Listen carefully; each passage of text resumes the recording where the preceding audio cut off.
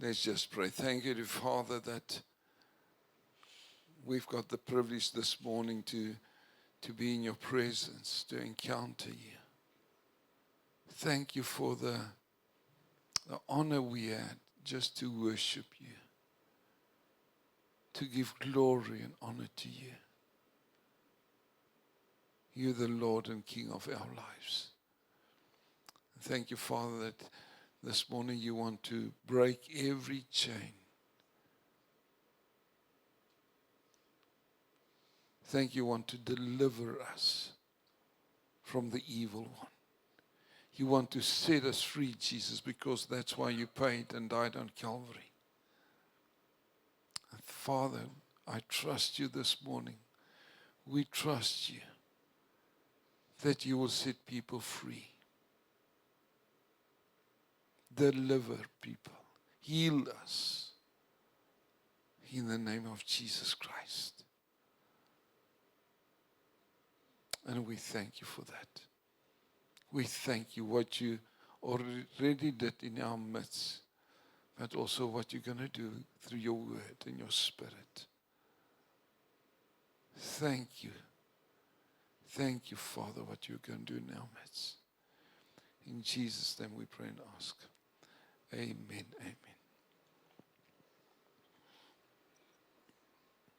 Amen. I just want to go back a bit to what the amazing ministry of Gert could see last week was just amazing to me, and hopefully for you too. We're going to see if we can get him for a conference here.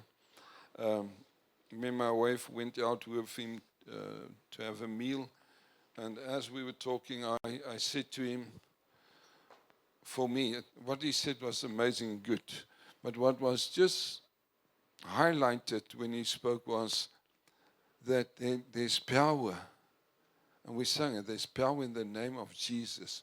When we declare things, it will manifest. Amen.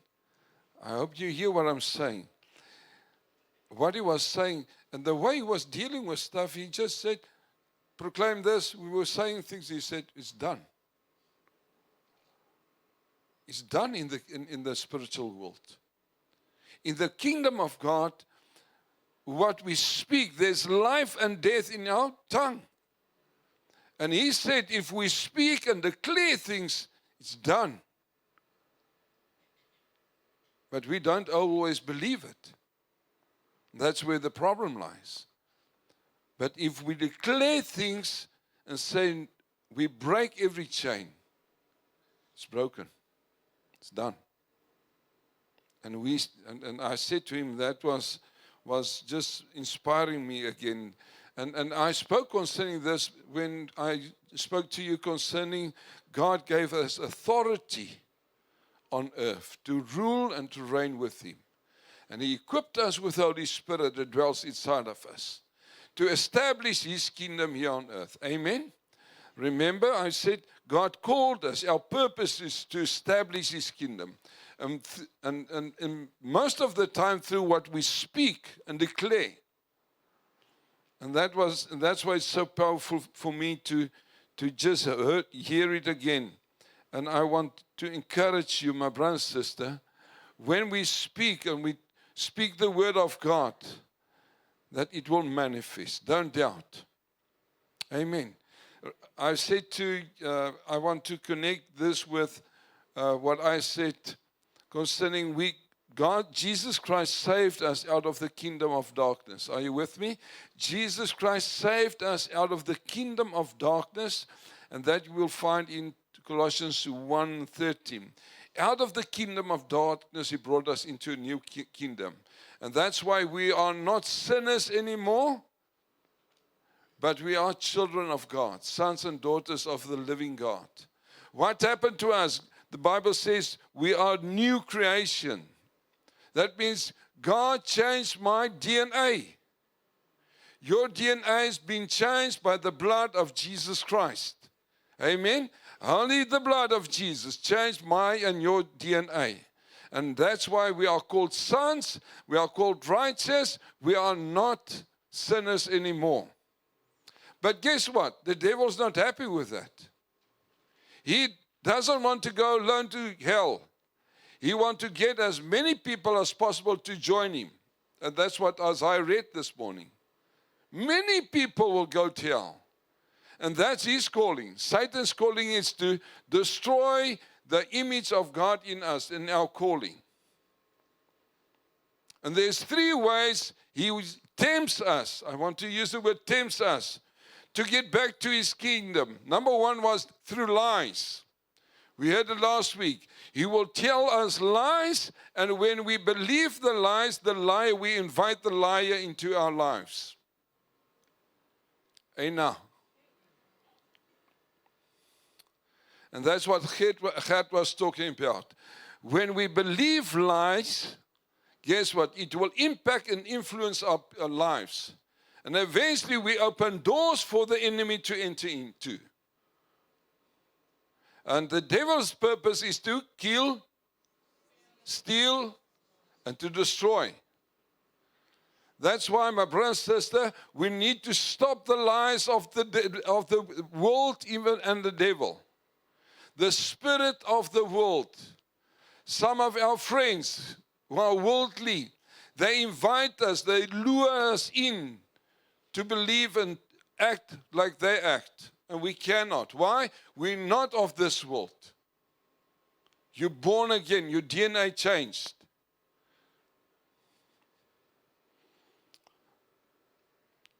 And one of the main attacks will be against the Word of God. Amen. Let's go to John 17.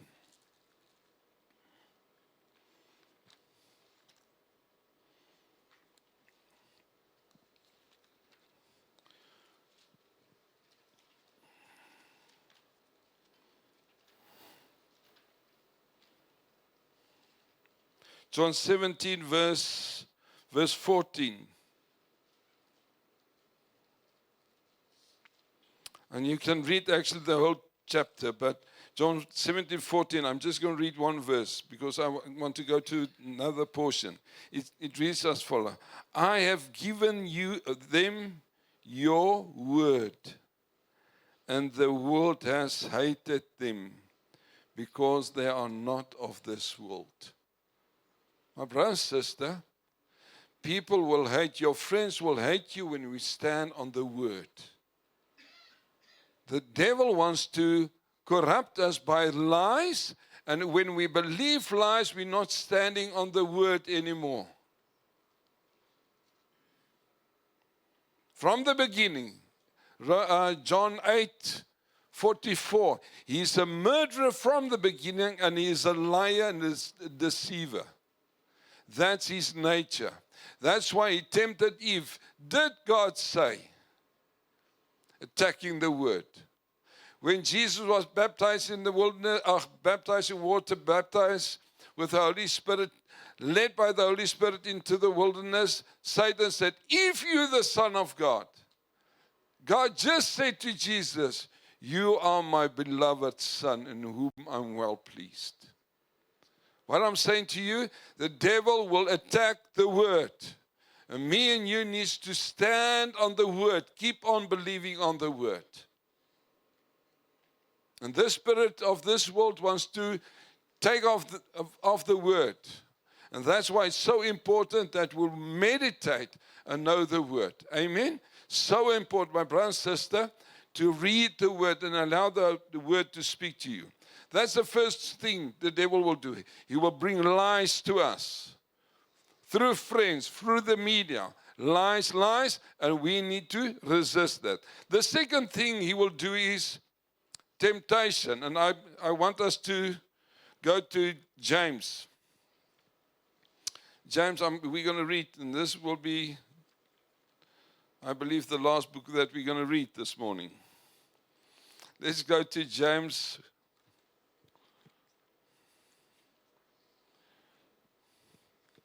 James 1. We're going to read 2 verses there. Right. One of the main things that Satan will do, he will lies.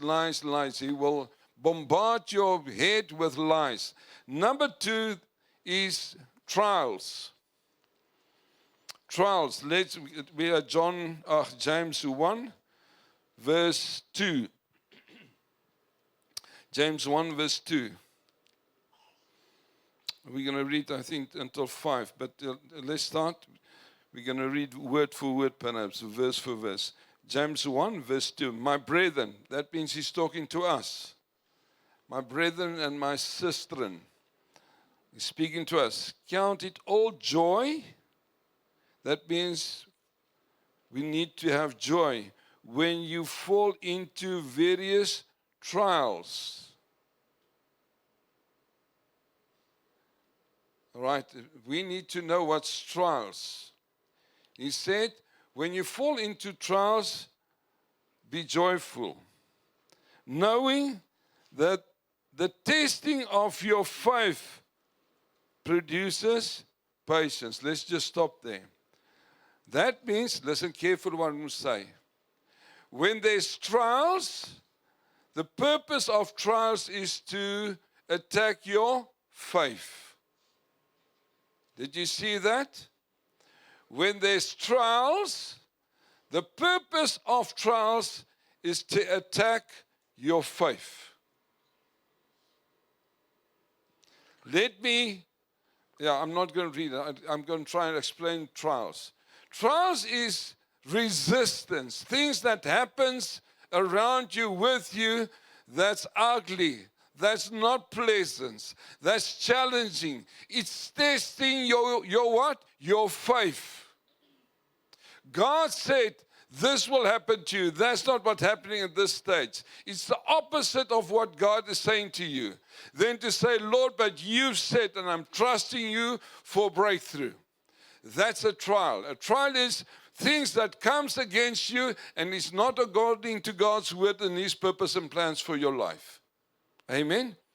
You got a contract. God said to you, close this contract with this person. You close a contract and suddenly everything falls apart. That's a trial. Are you with me? Things that's happening with your family or with you, and it's a trial. The purpose of that is that you'll keep on believing God, what He said, to stand on His word. Lord, what's happening to me is ugly. It's not fair. But Lord, I'm trusting you. I'm still keep on believing you. You for me and not against me. It doesn't matter what happens. You are still my God. You are still the Lord of my life. I prayed for this person, my husband, my wife, my kid. He died, but guess what, Lord? I'm not running away. I still believe you, the Lord and King of my life. Amen? That's a trial.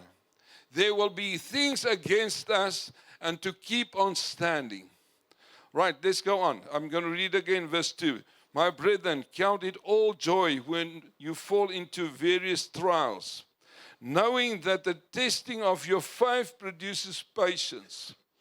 But let patience, very important, but let patience have its perfect will, that you may be perfect and complete, lacking nothing. That means if you keep on believing God, you will at the end lack nothing. Amen? Guess what? We're not living in a perfect world. Guess what? We've got an enemy. And there will be trials. But if we keep on believing God, having faith in God, we will lack nothing. Right, verse 5. If any of you lack wisdom, let him ask of God, who gives to all liberally, without reproach, and it will be given to him. What he's talking about here, when there's a trial, when there's the resistance, when that happens and you don't know what to do, turn to the Lord and say, Lord, I need wisdom in this case. I don't know what to do. It seems to me that this thing is falling apart. I don't understand it. But Lord, thank you. You said in your word, if I need wisdom when there's a trial, I can ask you, and you will give liberty to me.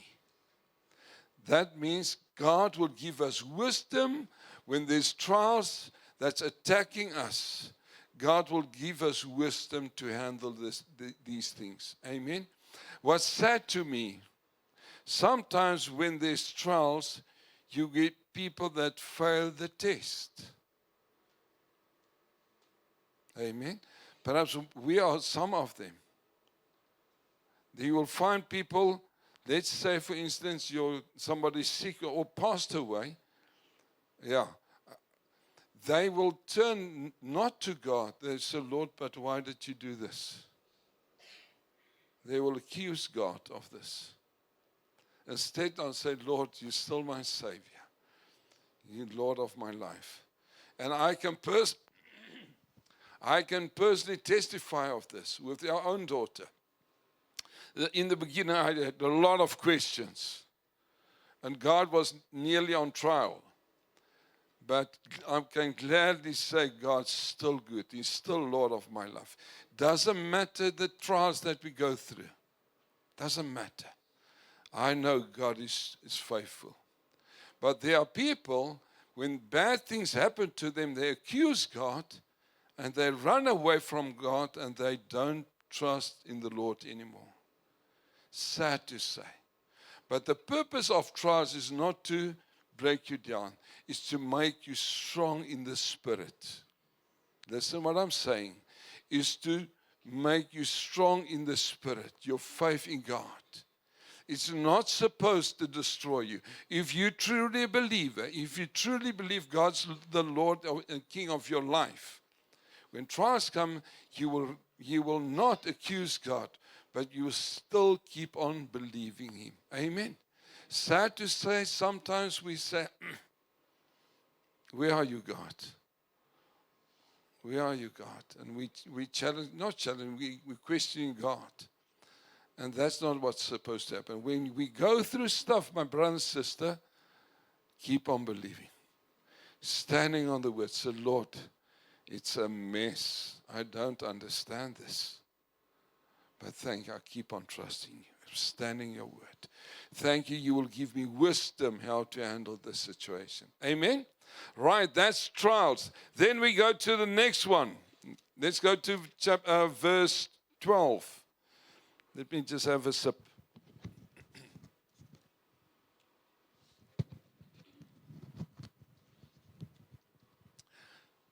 Excuse me. Now, a different word. Chapter 12, verse 12. James 1, verse 12. Blessed is the man who endures, here's the word, temptation. Trials and temptations are not the same thing, although the source may be the same. Trials are there for attacking my faith. Temptations, let's read. Blessed is the man who endures, other word, resist temptations. For when he has been approved, he will receive the crown of life, which the Lord has promised to those who love Him. Let's just stop there. When there is temptation, and we resist it, withstand it, because of the love of God, God will crown us. Oh, amazing. Listen carefully, I'm going to say it again. When there's temptation, listen to me. When there's temptation and we resist it, God said there will be a crown for us. Why are we resisting it? Because of the love of God. Right, now he's going to explain what's... right, let me say it before we read. The purpose of temptation is for us to commit sin. Trials, to attack our faith. Temptation is to lure us into sin. That's the difference between the two. two ways Satan is attacking us: by trials. The other way he attacks us through temptation. Right. Then let's go to verse 13. Let no one say that when he is tempted, I am tempted by God. For God cannot be tempted by evil, nor does he himself tempt anyone. Important. When there's temptation, it's not from God. Why? There's no evil in God. God's holy. But guess what? Sometimes we as believers, we're very clever. We know we cannot attack God. Well, what we do then, we blame somebody else. Lord, it's my husband. If my husband changes, then I will be fine. We blame shift like Adam and Eve. When God spoke to Adam, said, hey, what did you do? He said, Lord, let me help you. I was asleep when you give me this lady. I was asleep. You gave it to me. It's because of her that I sinned. Blame shifting. And Eve said, no, Lord, it was a snake. That means when there's temptation, be careful not to shift blame. Lord, my child, my parents, my husband, my wife, if it wasn't for them, I wouldn't have done this. Or Lord, it's you. Don't blame shift. Take responsibility. And we're going there now. Verse 14.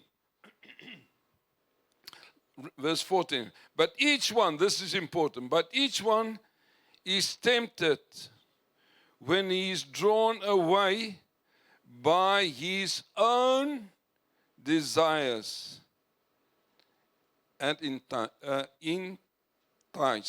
entice. Right, now the word draw in is amazing.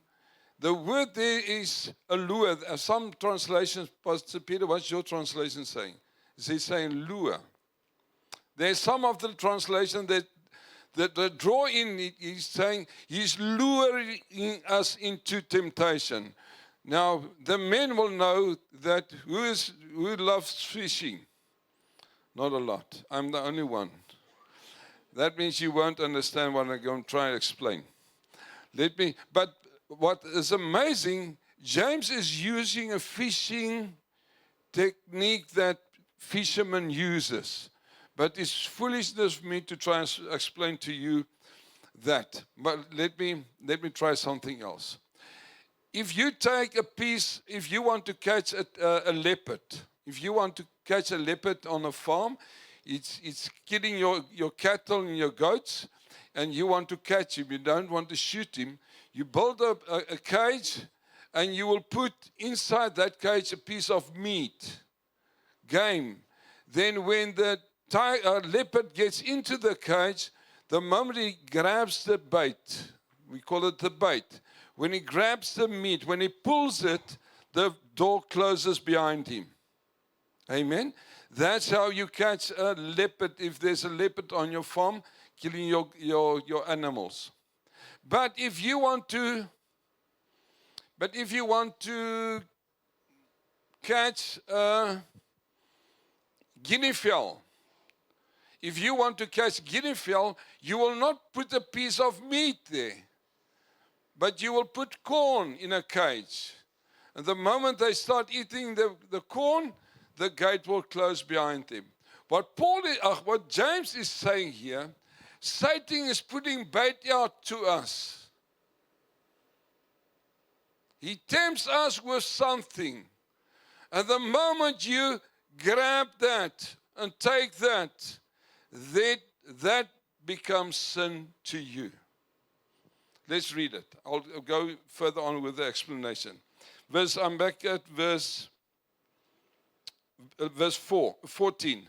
But each one is tempted when he's drawn away by his own desires. Right, so let's stop there. Okay, now let's go on. Verse 15. Then, when desires has conceived, it gives birth to sin. And sin, when it's full grown, brings forth death. Right, I'm going to try and explain it to you again, the story. That means, when I want to catch a leopard, the bait will be meat. When I want to catch a guinea fowl, I'll put in corn. That means each one of us sitting here, Satan is using different baits to catch us.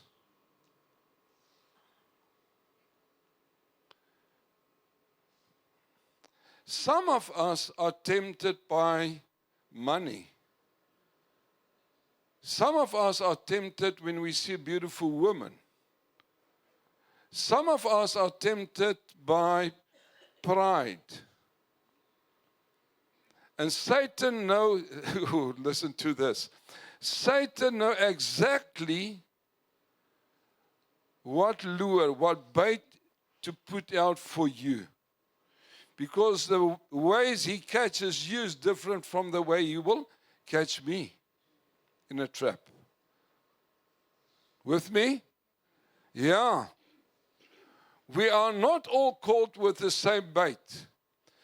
If I want to catch a tiger, meat. If you want to catch a guinea fowl, corn. If I want to catch a tiger fish, we're back with the fish. You will use meat. If you want to catch carp, you will use corn. Amen? I know this because I'm a fisherman. And I'm going to catch tiger fish. I'm not going to take corn. I'm going to take lures. And I'm going to take a piece of fillet to catch tiger fish. Now, Satan knows exactly, we call it weak spots, but Satan knows exactly what will catch you. And the way he knows it, because that portion of your life is not covered by the blood of Jesus Christ. I'm going to say it again. The part that's not under the blood and under the name of Jesus Christ, Satan knows that. And he will tempt you with that. If it's lust, he will not send money to you. He will send lust as the bait. He will not send alcohol to you because that's not going to catch you. He will send money to you. And the moment you grab the money, the gate closes at the back. Now, he's talking about fishing here. The moment you take the fillet, guess what's hiding behind the fillet? A hook. And you catch the fish with that. The moment he tempts you with that, you think, this food or it's going to bless me. No, it's just the way how he gets control of you. And then eventually he says, verse 15, and when desires has conceived, it gives birth to sin. That means the temptation is not sin. The temptation is not sin, but the moment you grab it, it becomes sin in your life. And when it's fully grown, brings forth death. Guess what? The moment I catch the fish, the moment you put it on dry ground, it will die. And James is talking about here, spiritually we start dying. Amen. If there's sin in your life, guess what? Spiritually, suddenly you will skip on, you getting cold towards God. Not attending church, not reading my Bible, not praying, not fellowship with children of God. Your friends become guys of the world. And eventually, spiritually, you will die. And that's what Isaiah was talking about this morning. God would say, but I don't know you. That means sin can cause us to die. But also what Gert said last week, the moment we take the bait, it can kill us. Remember, sin can kill us. The moment you allow sin into your life, guess what? You're opening up your life, and the devil enters into, and he can cause a lot of trouble in our lives. What I'm saying this morning,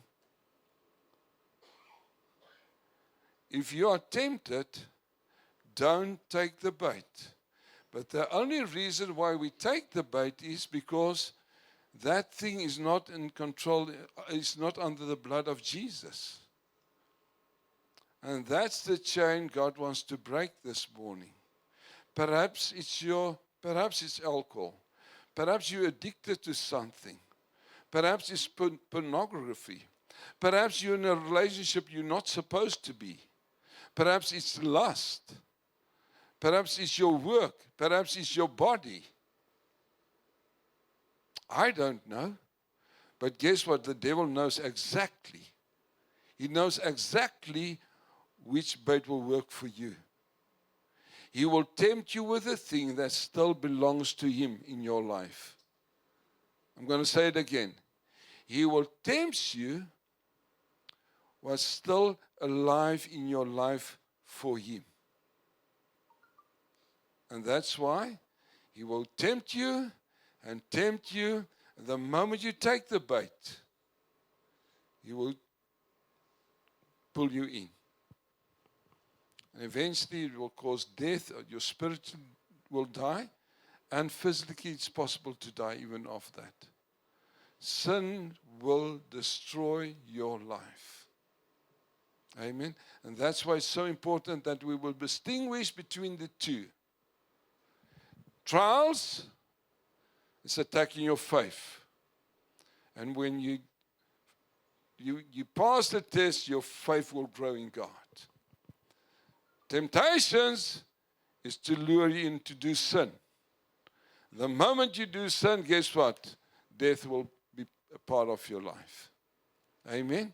And that's why I'm so glad for the songs we sang this morning.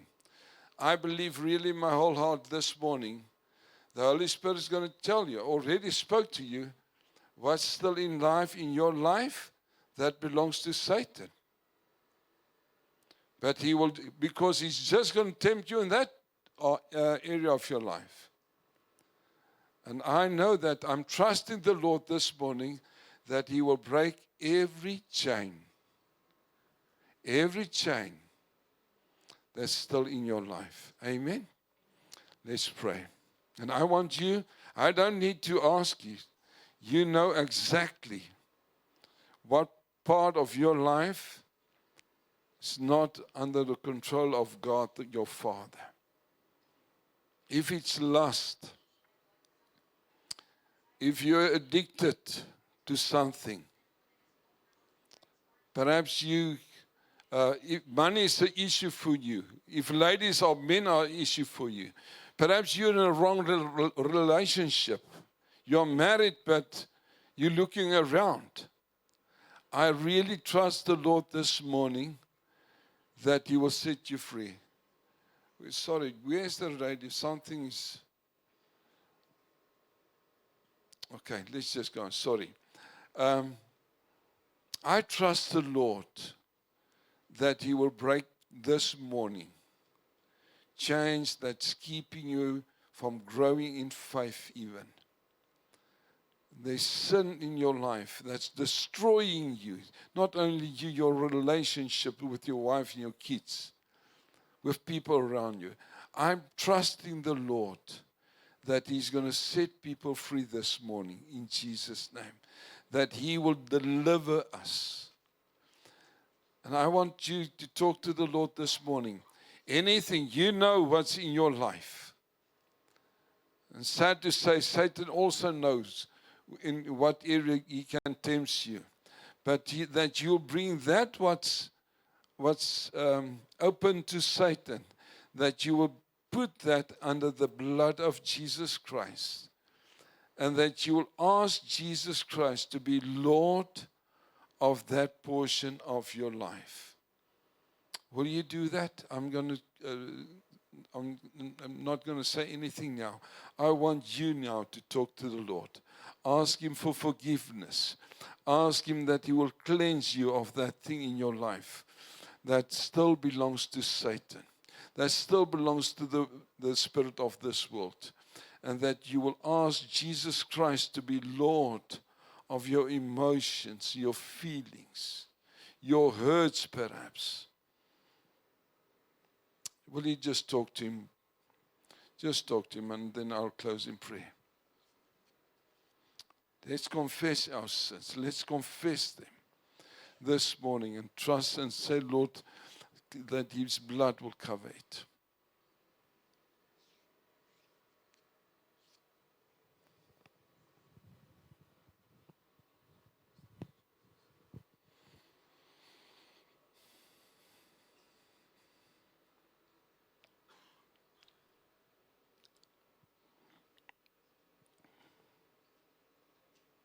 Thank you, Father, that you saved us out of the kingdom of darkness. You brought us, Jesus, into your kingdom of life and love. Thank you that we are born again. We've got a new DNA. We are not sinners anymore. We belong to Jesus Christ, and that we are sons and daughters of the living God. Father, you spoke to us this morning through your word, saying that, but there's portions in our lives, there's areas in our lives that is not covered by the blood of Jesus. There are sins in our lives. You want us to confess. And this morning we're confessing our sins. We ask that you will forgive us and that you will wash us clean, as white as snow this morning, that you will set us free from those sins in Jesus' name. That you will heal us and that you will restore us again, that you will help us to renew our mindset.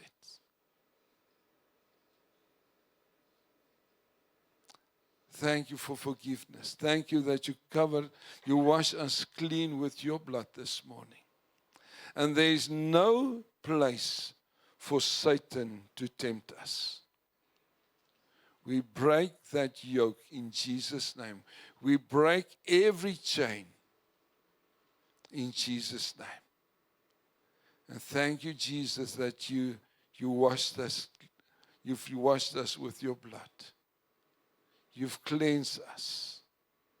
And we belong to you. Our soul, our body, our emotions, our feelings.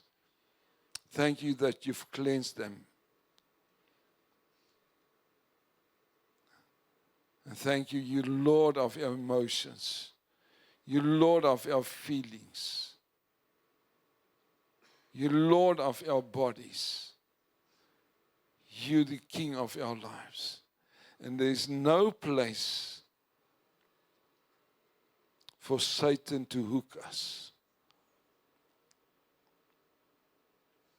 Thank you for setting us free this morning. Thank you for deliverance. We thank you what you did. And we declare that our bodies and our souls belongs to you now, Jesus Christ. Come, Holy Spirit, lead us and fill us. I want each one of us, let's just pray after me. Thank you, Jesus. Now let's say it again. Thank you, Jesus. My body and my soul belongs to you. My emotions, my feelings will be led by the Holy Spirit. Jesus, you're the Lord of my soul and my body. I'm holy for you, for your sake. Amen. Thank you, Jesus. Thank you for what you did for us this morning. Thank you for setting us free. Thank you for healing us. There's power. There's power in your word. And thank you for what you did in our midst this morning. And thank you, Father, when the enemy wants to tempt us, we will resist him in the name of Jesus Christ. Thank you, you changed our nature. You changed our feelings. You've changed our emotions. Thank you for what you did this morning. In Jesus' name. In Jesus' name. Yeah, I just feel I want to pray for people. Thank you, Father. There are people here with a low self-esteem. Thank you for breaking that yoke. That they will see themselves as you see them.